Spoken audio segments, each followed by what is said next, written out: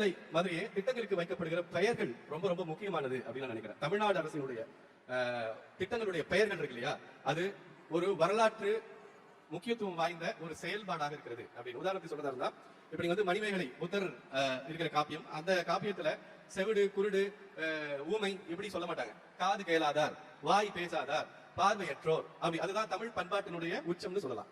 கிட்டத்தட்ட இது வந்து ஒரு 2000 வருஷத்துக்கு முன்னால நான் அப்படியே இன்னைக்கு நிக்கிற 2025 நின்றுட்டு இருக்கேன். நம்முடைய மாண்புமிகு முதல்வர் முன்னால் நின்று பேசிட்டு இருக்கேன்.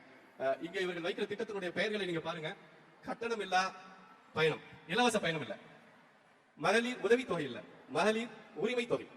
ஏன் அந்த வார்த்தை ரொம்ப முக்கியமானது அப்படின்னு எடுத்துக்கிட்டா, நண்பரோட வீட்டுக்கு நான் போயிருந்தப்போ நடந்த ஒரு உரையாடல் ரொம்ப சுவாரஸ்யமா இருந்தது. அதை பகிர்ந்துக்கணும்னு நினைக்கிறேன். அந்த மேடையில என்னன்னா வந்து என் ஃப்ரெண்டோட அம்மா வந்து இந்த மகளிர் உரிமை தொகையை வாங்குறதுக்கு போராடிட்டு இருக்காங்க, சண்டை போட்டுட்டு இருக்காங்க. நான் வாங்குவேன், பையன் தடுக்கலாம். ஏமா அது வந்து கஷ்டப்படுறவர் கொடுக்குறது, உன் பொருள் நல்லா சம்பாதிக்கிறான்ல, நீ போய் உனக்குலாம் கிடையாது அப்படின்னு. அவங்க எனக்கு எப்படி அவங்க தரமாட்டேன்னு சொல்லிடுவாங்க. நானும் அங்க தமிழ்நாட்டில் தானே பிறந்தேன், எனக்கு ஒரு 1000 ரூபாய் இருக்குதானே அப்படின்னு அவங்க கேட்கறாங்க.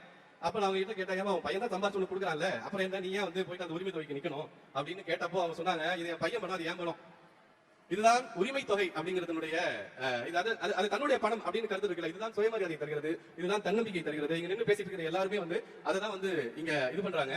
நான் வந்து அதே மாதிரி பாத்தீங்கன்னா வெற்றி நிச்சயம், வாழ்ந்து காட்டுவோம் இப்படின்னு நீங்க வந்து ஒரு திட்டத்துக்கு பேர் வைக்கலாம். நீங்க எங்க இருந்து வரீங்க, நான் வெற்றி நிச்சய திட்டத்துல இருந்து வரேங்க அப்படின்னு சொல்றப்ப தர பிரைட் இருக்குல்ல. பிள்ளைக்கு பேர் வைக்கிற மாதிரி திட்டங்களுக்கு பேர் வைக்கிற தமிழ்நாடு அரசை நான் இந்த இடத்துல ரொம்ப ரொம்ப ரொம்ப மனமும் ரொம்ப முக்கியமானது. அது ஒரு அடையாளம். நான் வந்து வாழ்ந்து காட்டும் திட்டத்திலிருந்து வரேன் அப்படின்னு சொல்றது சாதாரண விஷயம் இல்ல.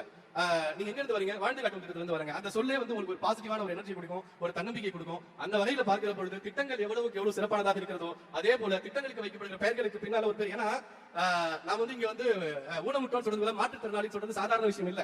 அது ரொம்ப ரொம்ப முக்கியமான ஒரு பண்பட்ட சமூகத்தினுடைய வெளிப்பாடு.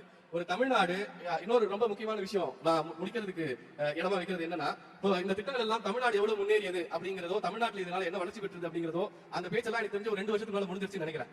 இப்ப வந்து பாத்தீங்கன்னா தமிழ்நாட்டினுடைய திட்டங்கள் இந்தியாவுடைய மற்ற மாநிலங்களுக்கு எப்படி ஒரு பெஞ்ச் மார்க்கா மாறுது அப்படிங்கறத பத்தி நம்ம பேச வேண்டிய இடத்துல இருக்கோம். ஏன்னா இங்க இருக்கக்கூடிய கட்டணமில்லா பயணம் பக்கத்துல இருக்கிற கர்நாடகாவுக்கு போகுது, அதுதான் தேர்தல் அறிக்கை திட்டமா மாறுது. அதே மாதிரி இங்க பயன்படுத்தக்கூடிய அத்தனை திட்டங்களும் வந்து பாத்தீங்கன்னா வட இந்திய மாநிலங்கள் வரைக்கும் வந்து பரவிக்கிட்டு இருக்கு. ஒரு ட்ரெண்ட் செட்டரா ஒரு பெஞ்ச் மார்க்கை உருவாக்கி கொண்டிருக்கக்கூடிய தமிழ்நாடு அரசியல். அது கூட பாருங்க, தமிழக அரசு தான் சொல்லிட்டு இருந்தேன். இப்ப பாருங்க தமிழ்நாடு அரசு தான் வாயிலே வருது, தமிழக அரசு கூட வரமாட்டேங்குது. நான் இந்த வார்த்தை எவ்வளவு முக்கியமானது, இந்த சொல் அரசியல் எவ்வளவு, திராவிடக்கம் என்றாலே பேச்சு அப்படின்னு ஒரு கருத்தை வந்து கேலியாவும் கிண்டலாகவும் சொல்லுவாங்க.